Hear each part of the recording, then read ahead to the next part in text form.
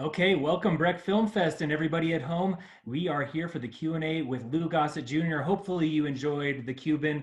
And Lou, thank you very much. I think I speak for everybody for saying we are so pleased, so happy to have you here, even if it's got to be virtual this year.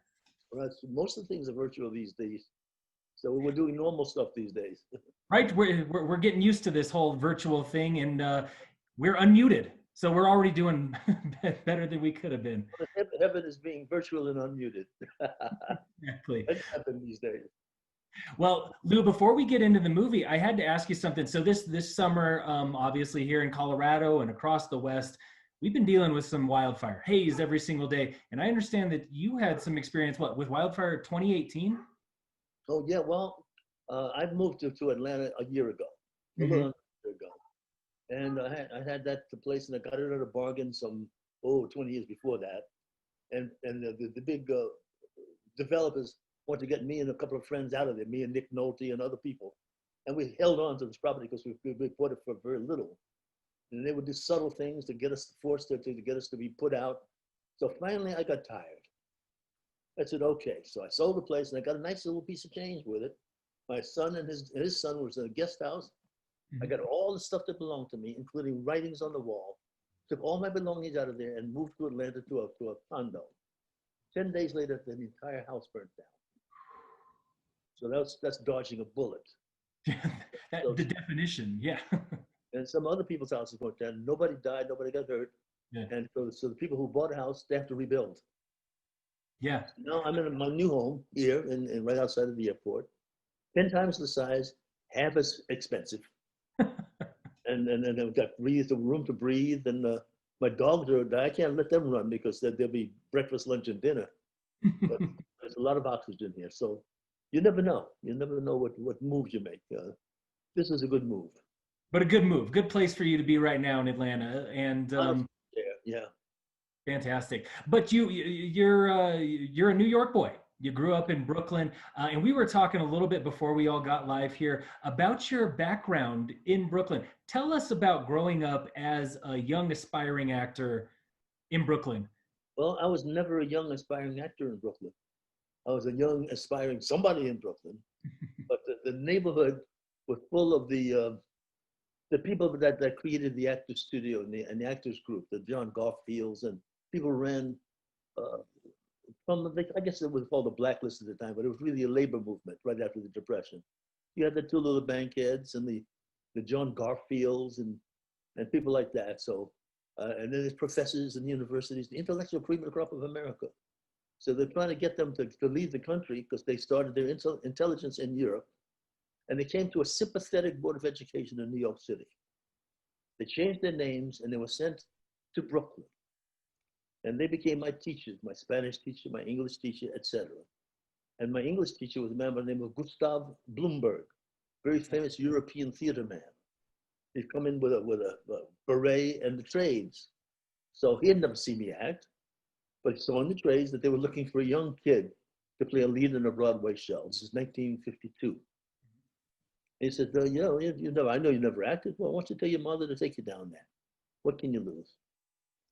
Got the part. So everything was reversed. I was taught how to act after I got the part. And here you are. Here I am. That's the history. Yeah. So I was thrown almost like lightning in a bottle into something I didn't know I knew. But I took to it very quickly. Beautiful. Yeah. And like you said, something you didn't know you knew. One of those things that tapping into a secret well of talent and just intuition that you probably developed over time. It works like a charm, it works like a charm. So I think we all have some element of that in us. And maybe there's some kind of exercise, some kind of meditation, something for us to find why we're on the planet and what we're on the planet to do. Some are great mathematicians, some are great athletes, some of are linguists, whatever it is. If you find it, then your life is really pretty glorious. So I got lucky. I hit the lottery, if you want to call it that. I haven't worked a day in my life, over 60 years. Well, and I feel like we've all hit the lottery too by having the pleasure of watching you in this long career that you've had, and most recently in the Cuban. So I hope everybody enjoyed the film. First thing that hit me in this movie was the music. Are you a jazz fan? Are you a fan of music? So very much a jazz fan. during my high school area, our number one music was Afro-Cuban. So during the proms and stuff, we had contests to do, the merengue contest and the cha-cha-cha. And our heroes were Tito Rodriguez and Tito Puente, Machito, and Willie Bobo. We knew all of that. We were experts. We win all the dance contests.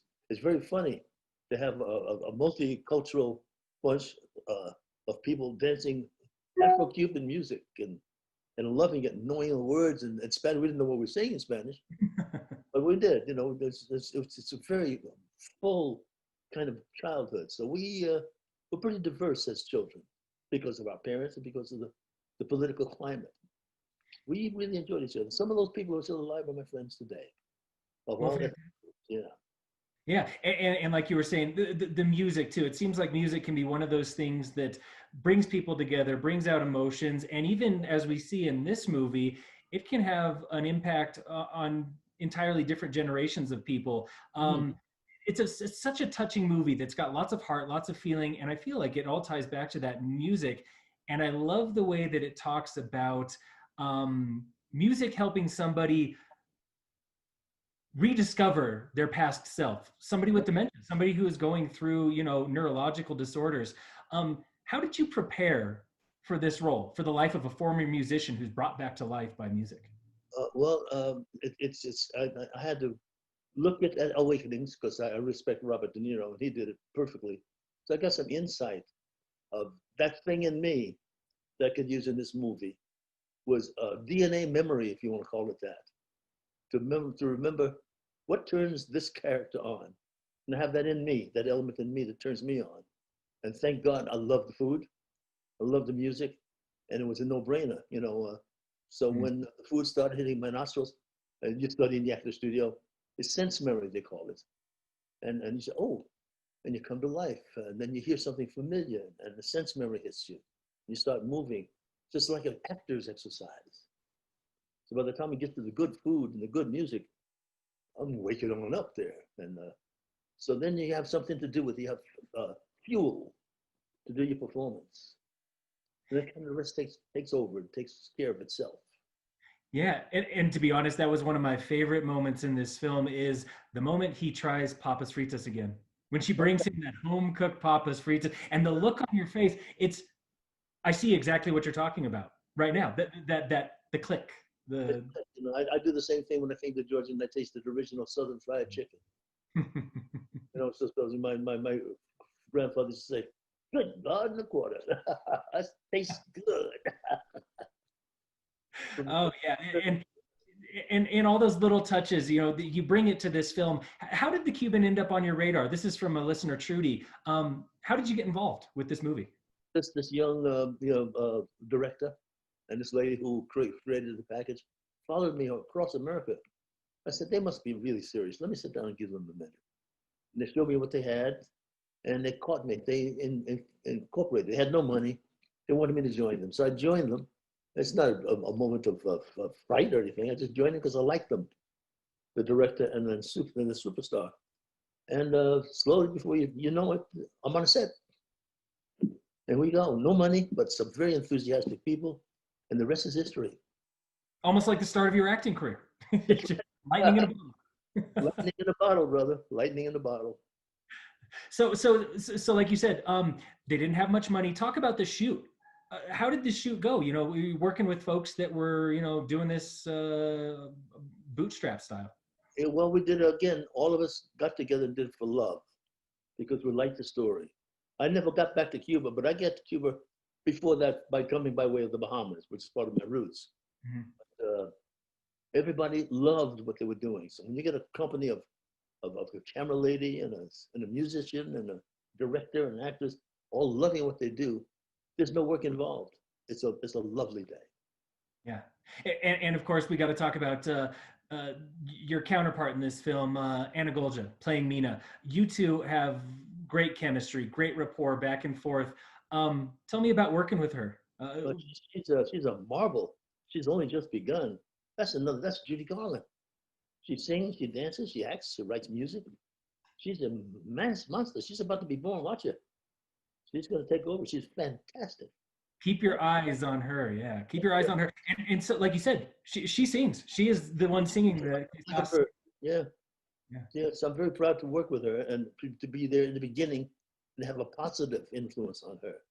She's, I wish I was younger, but no, I'm grandpa. Yeah, so this is nice. Yeah, you sound like your character right now. I love the other moments when he, as his memory starts coming back, he especially says, oh, I'm forgetting the exact line, but she sees the newspaper article where he sees himself over again. He says, handsome, huh? And then she becomes his old fiance when Yes. he's going through his delusional thing. And he literally falls in love with her as if he is still young too. It was wonderful. It's like eating a nice beefsteak or something. Be able to Mhm. play those characters as an actor. It was Yes. wonderful. Now, at any moments when you were filming, obviously, trying to tap into state of mind, neurological disorders, things that you personally don't have, can be difficult. Were there any moments that you thought maybe I'm going too hard into it, or maybe I'm not going hard enough? Were there times that you had to? There were times that I had to hit and miss and rely on the director to say more or less. Okay. So and the camera person. So we kind of were like a bunch of people, a little bit more here, a little bit longer there, a little softer, a little harder, but you're on the right track. And so together we came up with our performances. And what size lens depends on what size moments we make. So it's a nice creative experience with the whole family. Okay. Did you personally learn anything about dementia, Alzheimer's, the nursing home culture while shooting this film? Yes, yes, I did. I now realize, and I felt it before. Um, there's something connected with the healing of people with those old age diseases. There's more than medicine healing. There's some kind of invisible DNA healing that helps, along with the medicine and exercise and music and food and TLC, tender loving care. It's a Mhm. combination of all of that that brings somebody back to reality. And it's Okay. very nice to see. Great Yeah. healing. And were all those elements in the script to begin with? When you first read the script, were all of these character elements in there, or did the character change, develop, dialogue change even as you were going? Yes, we changed. Me and the director. He saw moments during the rehearsals. And he said, "Let's do some more of that because now we're learning something about healing." And so he took a scene out of the De Niro movie, and it happened there. It happened more in the Cuban. And so we come up with the conclusion. We did it in an old age home in Canada, and over 80% of those elders were totally involved. Really? Yeah, and when the film was over, I came out. Some of them went into tears and they got hugs because they took it personally. Wow. They wanted to happen to them what happened to me on that screen. Mm. And they miss being responsible and feeling and stuff. So something about that treatment, other than medicine and tender loving care, something about healing might have to do with more than medicine. Mm. Just might. And this film, obviously, part of it is that great story that Louis has, but the other part of it is a little bit of that the different sides of care, the different sides of what happens as we age. But the other part of it is, of course, Mina's story, the world of expectation, and the fact that she's growing up with expectations that she has to meet that aren't necessarily hers. So it almost reminds me. I wanted to ask you, what was expected of you, as a young black man in Brooklyn pursuing this dream that you didn't even know that you had? What was expected? Was expected of me to rise to and be an example to others of how that is possible, especially young black men. It was such a diverse society that I could be the Jackie Robinson of the society, if you want to call it that. Because I looked up to Jackie Robinson and Sugar Ray Robinson and people like that. So there's a connective tissue of aspirations of being better than what we are. And that comes out of Europe when there's a complete combination of cultures living together successfully. Out of that combination came the actor studio, Broadway, comes out of Europe. Early movies where Marlon Brando and those guys were born. And then it transferred into California for a while, and then it got interrupted with commercialism. But I grew up in that society, straight out of old Europe, where all the theater and all the film started. And they reached their hand out and they taught me on a daily basis. And some of those people who are still alive are my friends today. I'm very grateful. If it had not been for them, I don't know what I'd be doing. And these days, what do you think is expected of up and coming Black actors or any actor of ethnicity in the film industry now? What expectations do they face that that maybe you didn't face, or new challenges that they have? It's a brand new ballgame. So I can tell them a couple of things as an elder, and that's from the old rules. Whatever you do is for the benefit of the entire family, the entire team. So any subject you come up with, you have a duty at every age to do it to service your entire group. And that's old rules, and that's why we're successful and last that long. Because the first thing, and it's instinctive, is to make your own bed, to go get some food, to hug somebody, to feed somebody, to nurture somebody before you think about yourself. Mm. The whole family flourishes. So that, if it wasn't for those rules, I don't know where I would be. And especially after crisis.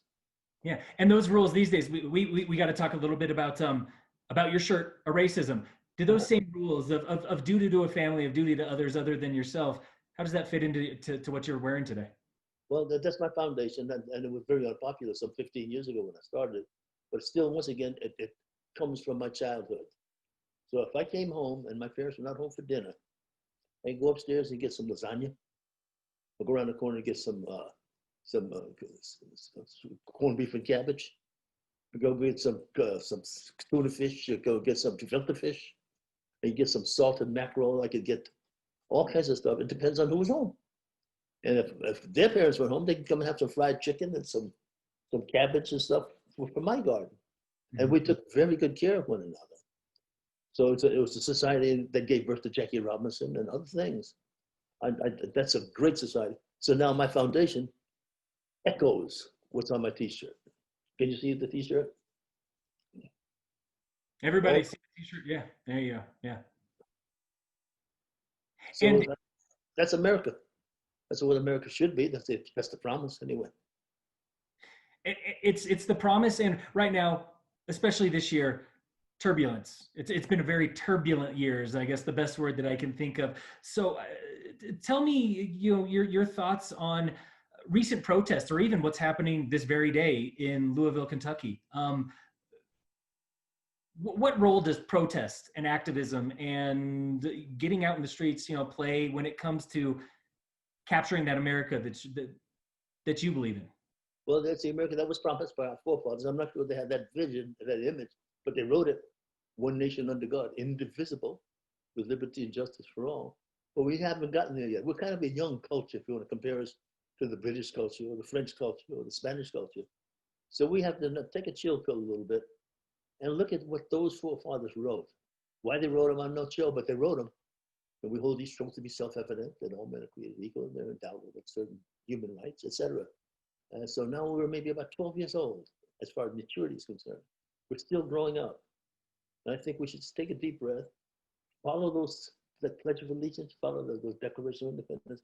We're going in the right direction as long as it would take, but have that in mind as we go, as we live on a daily basis. So those people who are demonstrating are not just Black or minorities anymore. It's young Americans of all kinds. It's in sports. Look at that in sports. It's amazing. From 1 year when Colin Kaepernick went on his knee, now everybody's on their knees.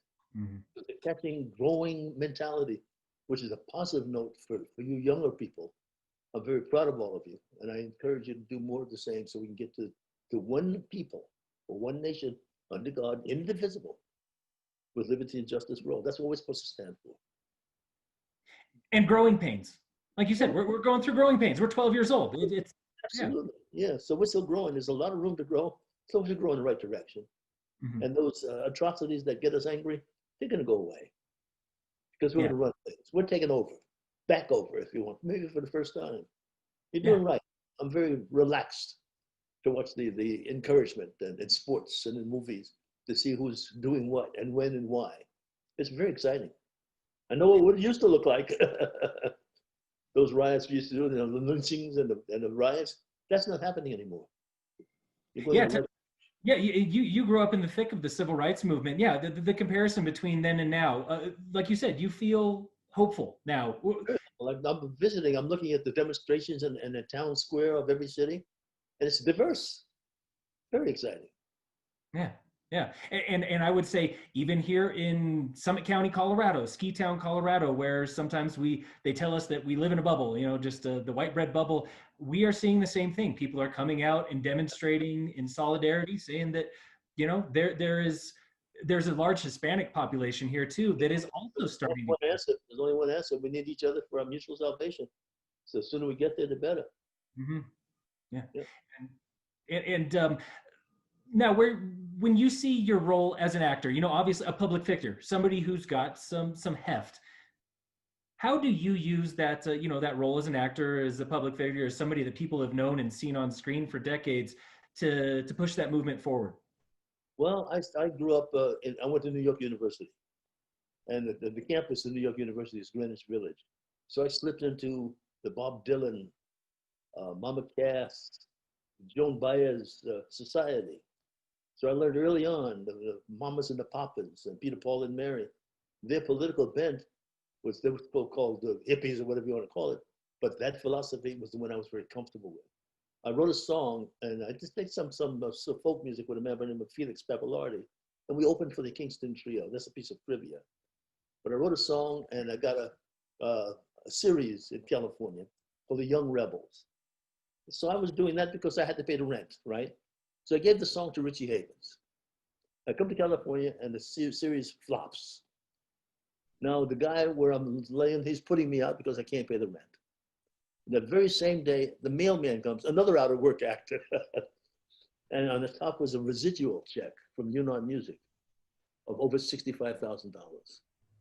But Richie sang the song, first song sung in Woodstock. It was on his album. It was close to $65,000, a song called Handsome Johnny, an anti-war song. So the people that I used to run the hootenanny with, if you know that name, when you invite people up to sing, I shared that with Paul Stuckey from Peter, Paul, and Mary. Mm-hmm. And Richie Havens came, and I gave him the song when I left that place. And then, of course, through that came Judy Hensky and Joan Baez and all of those great people. Bobby Zimmerman, Bob Dylan, and all those particular people. And we passed the basket. And now look what's happening with all those great people. John Sebastian Jr., Mary Travers, John Phillips, Judy Hensky, some great people came out of there. Belafonte, and we had a little area, about 8 blocks square, and we kind of changed the world with our anti-war songs and our thoughts of rebellion and love and stuff. And it sticks to you because it's right. When it's right, it sticks to you. The society has never been the same. Handsome Johnny now. Mm-hmm. Hey, look, young, tell me, what's that you see? Marching from the fields of Concord. Looks like Handsome Johnny with a flintlock in his hand. Marching to the Concord War. Marching to the Concord War. It's a long, hard road. Long, hard road. Long, hard road. Before we'll be free. And at the other end, it's, what's the use of singing this song? Some of you are not even listening. What do we have to do to end the song? Wait for our fields to start glistening. Wait for our fields to start glistening. It's a long, hard road. And then that's the way it goes. So we're listening here, Lou. I love it. I love it. It's great. I'm returning back to that music too. So I'm blowing the dust off the guitar. Oh, great. Guitar? Are you a guitar player then? I play a little folk guitar, and I'm writing some more songs. I'm at that age. I have time to write. I have time to hum songs and learn. My companion is my guitar. Mm-hmm. Yeah. Oh, absolutely. Great. Well, now this is another question coming from Janice. Speak a little bit to racism. So describe what you've seen over the years, specifically in the film industry, and when it comes to the role race plays in getting jobs, getting roles, getting picked over. Where was it when you started? And how have you seen it progress or change or even degress over time? I've seen it change with the education of the audience who buys the tickets to see the movies. When it moved from New York to California, it made a transition because the David Susskind movies and the omnibus movies and the early stuff was very equal racially because the people who watched it and bought those products came out of New York and the East Coast. Slowly, excuse me, as it moved to West, you came to the people whose parents or whose relatives worked in the factories for World War II, and they came out of the Oklahoma dust, the Texas places, and Louisiana and Mississippi, and they didn't know anything about integration. So when I came out in '66, I went right in the middle from that village thing Mhm. to those policemen, and they got very upset. What's wrong with this picture? Why are you acting like that? They handcuffed me to trees. They did all kinds of stuff, but you couldn't change my mind that the way I was raised as a child is the way we all should live. We help one another, and that's the key success of America and probably the rest of the world. And that's so wherever, however we get there, we got to get there because there's only one answer left. Yeah. You know, so that's it. So I'm going to write some music about it. Hey, look at young. Oh, and we will be waiting and waiting for that music to come out. Now, Don't throw no tomatoes. oh, well, yeah, like I said, I loved hearing you sing. And obviously, again, going back to this movie, the music just makes Oh, it what it is. Any particular songs that you really enjoyed from this movie, or any songs that you think that you wish that you would have had in this movie? ustedes de la fiesta tienen que bailar conmigo. All Mhm. the women at the party want to dance with me. It was wonderful. Yes. Yeah, I think wonderful. I think that was my favorite tune too. Yeah, that was my favorite as well. And that's a great musician that wrote the music. We spent some time together. So I thought I tried to play a little bit more guitar with him, but he was too good. Yeah, he's a genius. He's pretty good. Give yourself another couple weeks of getting back on the guitar, and I think you'll be up. Don't You'll hit be up. myself on the head with the guitar and it'll sink in. I wish it worked that way. I wish. Life is pretty cool. I'm very happy. Yes, absolutely. And Lou, I guess the next questions is what comes next for this movie? We were the Colorado premiere. Do you know where this film is headed to next? Will it get theatrical release? It's going to go wherever they accept it. I don't know, but it's a growing attention. Yeah, so I think it's going to head down into the Latin countries. And I think they're going to discover Mm. this wonderful song and these people who immigrated from a Latin country to America. It's time for their word and their thoughts and their dreams to be included in the American society. So they have something for them. They have a movie they can identify with. I Yeah. sure can identify with them. Well, and I agree because this movie also one of the other messages too is it's a story of immigrants. It's a film about immigrants. That's America. Yeah. America. The American Indian was the first immigrant. They came up my way to the North Pole. So I don't know who was here first, but once we get here, we're immigrants, all of Mm. us. Yeah, it's a true, and I like that the way this movie approaches that storyline. It doesn't hit you over the head with it. It doesn't want to, shove it in your face. It's just organically part of being a Beautifully, story. beautifully written. Yeah. It's made it a nice thing for us to do. Yes. It ended too soon. Yeah. It's but I think lengthwise, the pacing was always it was great. When you saw the final film, how did you feel about it? I Was was there very anything? satisfied. I didn't want it to be over. Yeah. We shot it in a town in Canada where the original maple syrup comes straight out of the tree. What a difference from the stuff coming straight out of the tree and the one you get in the supermarket. We have a maple syrup addict there. Give me some more of that. It was a great little town. Yeah. Fantastic. Now, got another question coming in from some listeners right now. Uh, your favorite type of music? Obviously, you've written music. You love jazz. What's your favorite? My favorite is jazz. My Jazz. favorite was foreplay. Yeah, Okay. that's a good. Well, look at foreplay and you'll see what I'm talking about. But now some more music is happening with some of the John Legend. Now I like him a lot, and so now more music is coming to get me. And John Legend is one. Foreplay will always be that way, Mhm. and a couple of other people. I love music. I can't live without it. Yeah. Jazz, can't live without it. Soft, vocal, it doesn't matter. Very Yeah. important. And sometimes I feel like jazz can be a lot like being an actor because it depends so much on emotion and what you're feeling. Yeah. It's never Well, written exactly the way you play it. all good. So that's my campus, New York University, Greenwich Village. So I get to know intimately all those great Miles Davises and the Coltrane's and all those particular people. I grew up with them and I followed them around. Great teachers. And you got to learn from those great teachers as well, no matter if they're standing at the front of a classroom or standing at the front of a stage. Those Or on great, the corner, on the street corner somewhere. or on a street corner somewhere. Yeah, but they were great. They're great. Great, great, great, great. So you were in Breckenridge for the film festival maybe a couple years ago, Yes, I was. Yeah. were you? Great. Hmm. So it's great to have you back in town, and I'm not sure what were you here promoting at the time. Let me see. This is a couple of years ago, so it could have been Bigstown, maybe. Enemy Mine. I think it might have been Enemy Mine. Ah, I played another character from another planet. Somebody who had 5 hours of makeup. And and with Dennis Quaid. Yeah, I was gonna say with Dennis Quaid, right? Yeah. I think that's what it was. Yeah. A great film. Now, how does a film like that, where there's so much production, how does it compare to one like the Cuban, where not as much costuming, not as much everything? Do you still approach it the same way, or Well, it depends. Each one has its own set of rules and set of challenges. You've got to fashion yourself to get the best job out of what's offered to you, what you have to do research on. So with Enemy Mine, I had a lot of research, and I had to go study with a yoga and a ballet dancer to get control of my body, all kinds of different things, because you couldn't see my mouth or eyes. I was makeup completely. So I had to learn how to act through all of that makeup and create somebody that from scratch. So it's a challenge. I like the challenges. yeah? Well, and obviously, I'm sure everybody at home's also seen Officer and a Gentleman. What were the challenges with that film? The challenges are physical to begin with.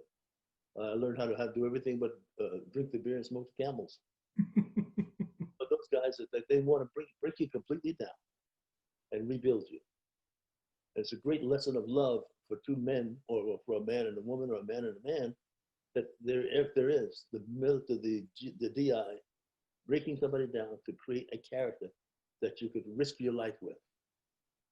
That's good friendships. That's good reliance. Hmm. And so it wasn't just being the hard ass sergeant. No, It was the something reason, more.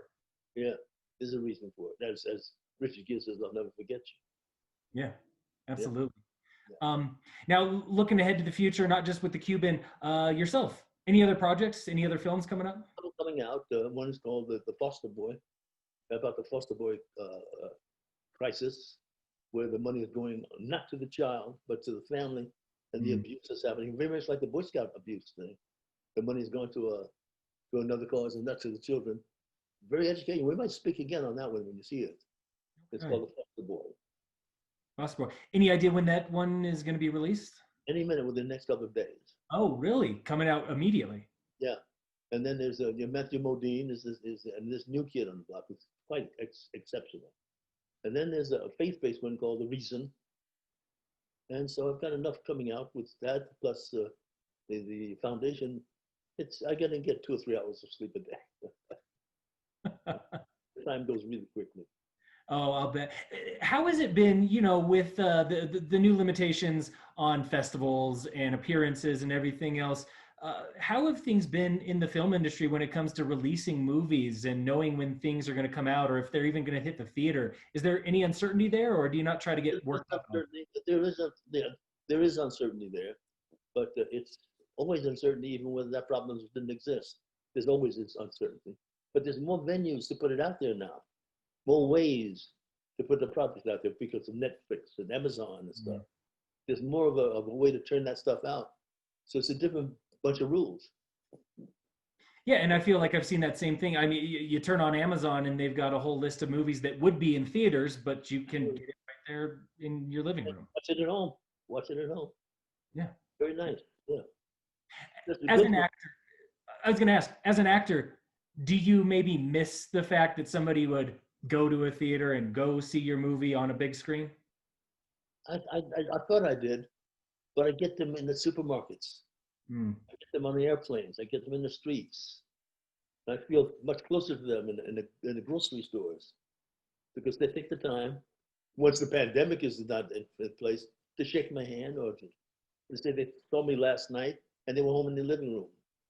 And they say, thank you for your entertainment. I like that. It's more of a direct response. I like it. Yeah, I like absolutely. it I both, mean, actually. well, it almost feels like the way, the world in general is moving, because here we are doing a film festival interview on computers There you and go. Yeah. bringing it right to people. Yeah, who maybe couldn't make it to Breckenridge, but they can still have the chance to enjoy our film festival and enjoy the chance to hear you talk about the Cuban. Fantastic. Great. Well, Lou, thank you again for making time. And like I said, I want to say thank you to everybody for not only the Q&A, but also your performance in the Cuban. Finally, my last question. Do you have, now that you've seen the film, now that you've been away from it for a while, any changes, any regrets, anything that you would have done differently? No, there's nothing. I looked at it with a fine tooth comb. I wish I could have played the guitar better, but I wasn't prepared. Those guys were really too good, so I couldn't keep up with them. Mm. But it made it look like I was playing. So that's good enough. I, as I was watching it, it's one of those things that as a movie viewer, I always do. I try to, when somebody picks up a guitar or a pair or a drum or a horn, I look at it to see if they actually know what they're doing or if they're just sitting there doing that movement. I could tell that you play guitar. Right. I knew what I was doing, and I knew where to put the fingers. Yeah. Absolutely. Well, Lou, thank you again. We enjoyed having you here, and I think that was all the questions that I had from everyone. So, final thoughts on your one last thing about racism. How can people get involved? How can people EracismFoundation.org. racismfoundation.org? I'm going to sell it to somebody like the NAACP, who does better organizing than I do, but I'll still be the spokesperson. It's the Okay. philosophy I'm trying to sell. The more we think about that, the better I think we all will be. Fantastic. So, racismfoundation.org. Go check it out. And of course, hopefully you've seen the Cuban already, but if not, at home, check out the Cuban. Por favor. Gracias. Well, Lou, Gracias. thank you again. I appreciate your time. Thank you. Adios, amigo. Bye bye. Bye-bye.